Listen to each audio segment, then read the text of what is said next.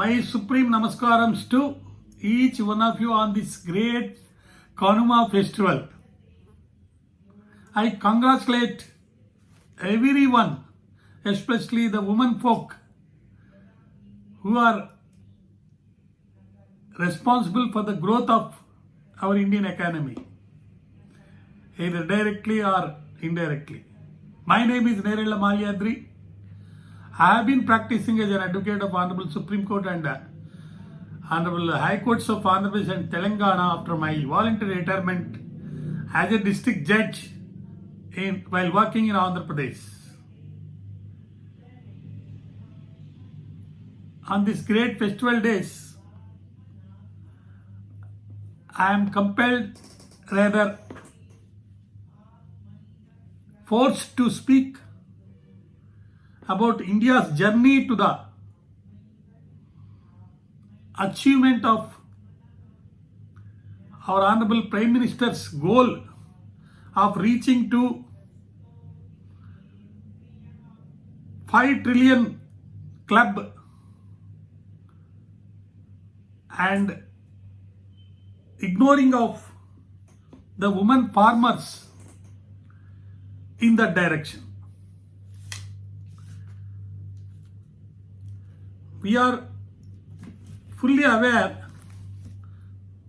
of the fact that we need to have a hope of public good at first will be achieved by achieving the 5 trillion club and more particularly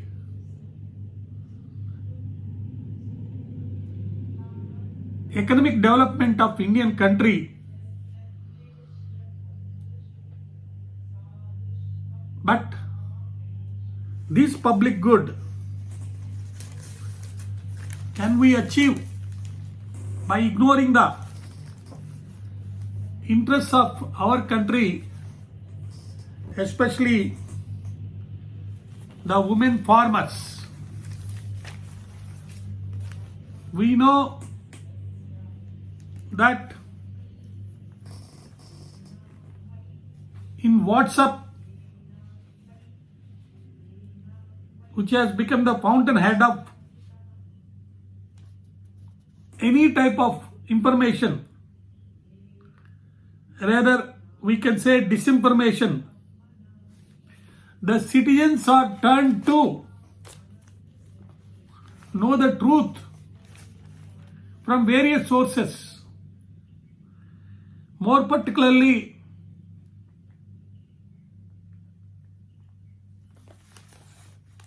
the views of journalists in newspapers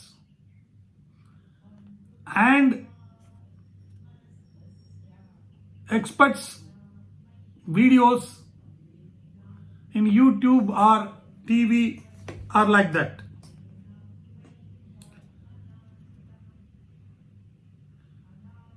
The public good can be achieved not mere reaching the 5 trillion club as envisaged or as thought by our Honorable Prime Minister of India, Mr. Narendra Modi, and its government which is working to catapult India in the world economy. There is a massive target to make India a 5 trillion economy by 2024. The currently our economy is 2.92 trillion, holding 6th place in the world. India needs to produce 9% of GDP growth every year to realize this goal.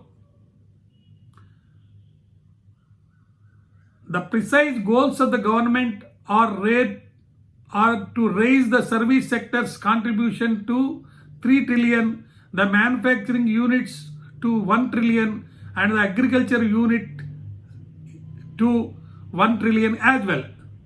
The focus is on uplifting the financial condition of the population under the poverty line and as the third largest economy in the world. But unfortunately,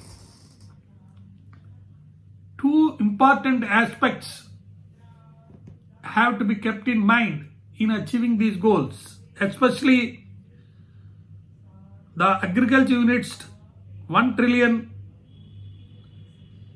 growth. In the scenario of COVID-19 pandemic resulting into a massive crisis and caused to huge economic crisis, few significant measures and projects announced to shape and execute the government's vision had forgotten that in India, women farmers, as per the agriculture census, are of 73.2%, particularly of rural women who are engaged in farming activities, but only 12.8% own land holdings. Thereby, what is happening is, though women driving the growth and they are the actual persons, rather 73.2% of rural women are engaged in farming activities, but they are not having the control over the earnings from the agriculture sector. India cannot witness wholesome growth if it leaves these 73.2% of rural women who engaged in farming activities. If it wants to realize the goal of the agriculture units contribution to 1 trillion as envisaged, we need to keep that in our India, only 26% of the women population is working and the others are either underpaid or unemployed, thereby becoming victims of gender disparity. While the world's average working population is approximately over 50%, and this huge difference will drive us backwards in terms of development. Therefore, implementation of policies that benefit men and women in the workplace can help put both women and the country's economy on the path to success. The stereotypical notion that married women and mothers can never strike a work-life balance and are made to compromise in case of family emergencies usually puts women in the back foot. Unless they are given opportunities to participate, and sustainable growth will be a myth for the half of the country's population. Women need to be given the power to influence and uphold the economic potential so as to drive significant changes. If they are allowed to stay active in the workplace, they will eventually earn more money, invest better, and create a measurable impact on the economy. Every single person's contribution matters, every woman's worth matters too. It is after all in our hands to grow collectively, to empower or to hold the power. While doing this, while keeping these things in our mind, we cannot ignore that the 73.2% of rural women who are engaged in farming activities are not really holding any control over the income from that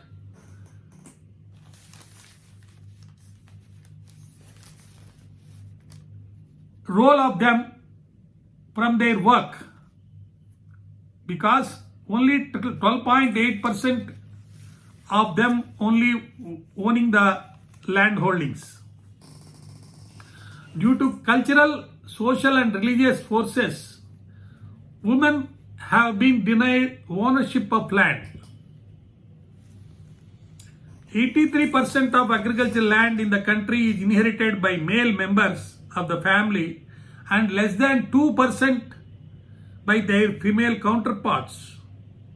Thus, women are mostly left without any title of land in their names and are excluded from the definition of farmers. Besides, 81% of the women agricultural laborers belong to scheduled caste, scheduled tribes and other backward classes. So they also contribute to the largest share of casual and landless laborers. The government has to consider and this non-recognition of their role, particularly the rural women who are engaged in the farming activities, definitely make the women unable to empower themselves. Women are not guaranteed their rights which they would otherwise be given if they were recognized as farmers, such as loans for cultivation, loan waivers, crop insurance, subsidies, or even compensation to their families in cases where they commit suicide. So what has to be done is, firstly, we must focus on the fact that only 12.8% of the 73.2% of rural women are owning land holdings, and secondly, they are not even recognized officially as the women folk working in farming activities, particularly in the rural area. And for any reason, if any loans have to be given for cultivation and a loan waiver has to be there, crop insurance or subsidies, or in some cases even compensation to the families of the women who commit suicide, then what to be done? No, they won't get. So, non-recognition as farmers is only one of their problems. Not only this, they don't have access to rights over land, water and forest. They don't have storage facilities, transportation costs and cash for new investments or for paying off old dues or for other services related to agricultural credit. Why can't there be a significant privileged empowerment, especially these rural women who are engaged in farming activities? Even if we are in a position not to consider about their owning land holdings or not, firstly we must try to recognize or create a situation where they own land holdings by either giving the land of the government or making it a point that whenever there is any acquirement of the land, and if a woman after the death of her husband or anybody in the family is really occupying and making a role of cultivating the land as the owner of that land for the purposes of loans, insurance, subsidies or even compensation in case of death, and then if that can't be done, then recognize every rural woman who is working in farming activities as the agricultural worker and then create some policy to improve their working place standards and also give the power to influence and uphold the economic potential so as to drive significant changes in order to reach the goal of 1 trillion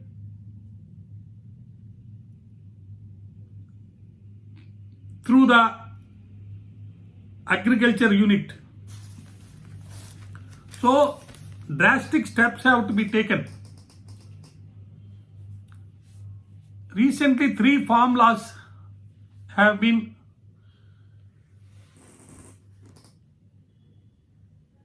passed. Are these 3 farm laws giving any economic benefits of empowering women in agriculture? Is a point to be discussed at all levels.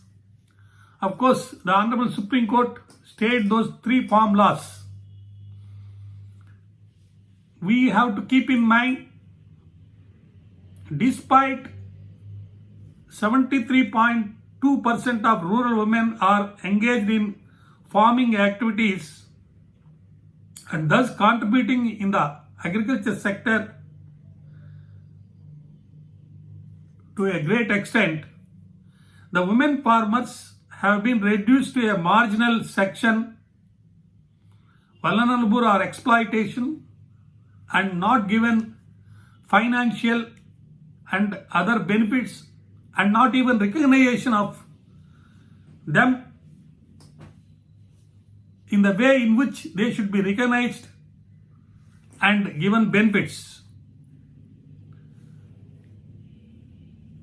The government did not take steps or given any policies to reduce the disparity or alleviate the distress of the women farmers even through these 3 laws, because there is no direct clear provision to reduce the disparity or alleviate their distress. The farm laws appears to be further deepen gender inequality in the sector. Lack of any mention of minimum support price that protects farmers from exploitation is the one of the main reason which is compelling the rights to resort to agitate and even commit suicide and not interested even to participate in the committee formed by the Honorable Supreme Court. Women are barely in a position as empowered agents who can either understand or negotiate agreement with traders and corporate entities who are seeking to enter into agreements with the farmers to purchase their products or for other services. As per these new laws, farmers have no bargaining power, especially the women farmers, because there is no recognition with privileges to women who are actually controlling and participating and working and engaged in farming activities, even though they are not having land holdings in their name for various reasons.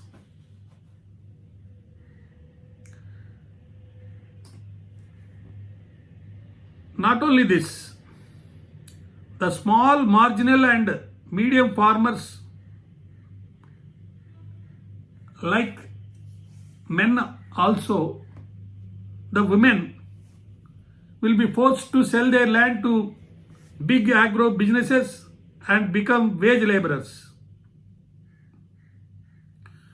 we shall not forget the troubles of these rural women farmers. Since we have forgotten the chunk of rural women who are engaged in farming activities by ignoring their rights and difficulties and simply further making laws to deepen the gender gap in the agriculture sector,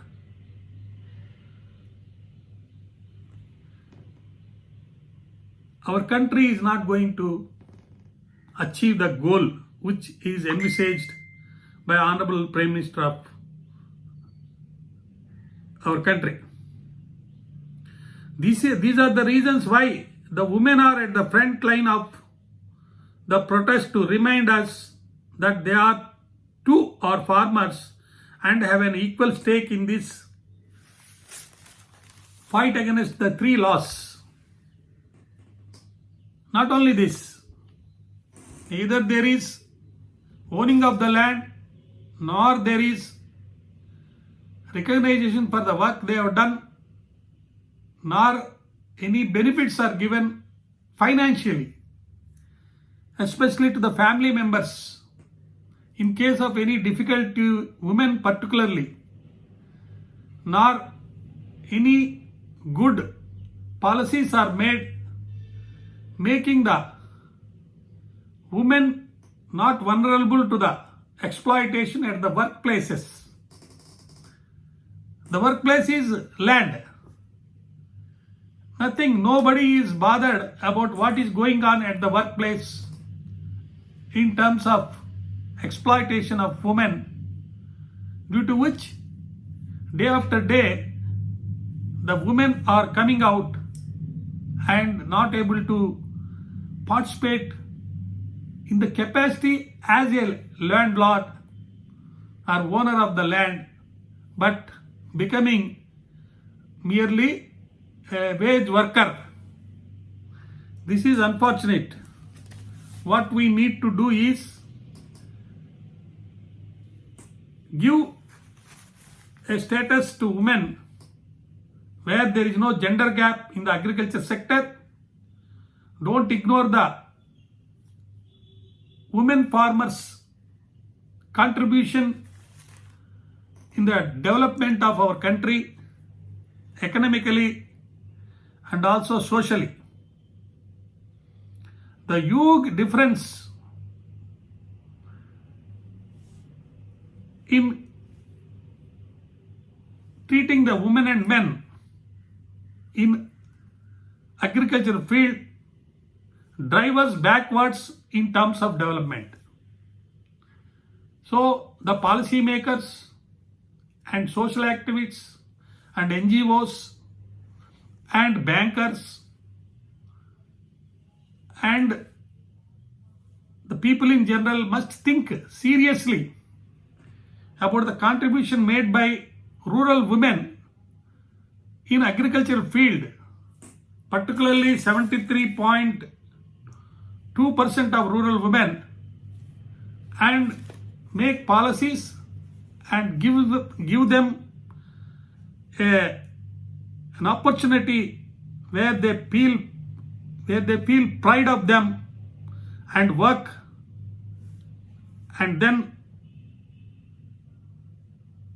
they are allowed to stay active in the workplace and earn more, invest better, and create a measurable impact on the economy, and then achieve the goal of India's journey to the 5 trillion club by getting the contribution from agriculture unit to 1 trillion or more than that.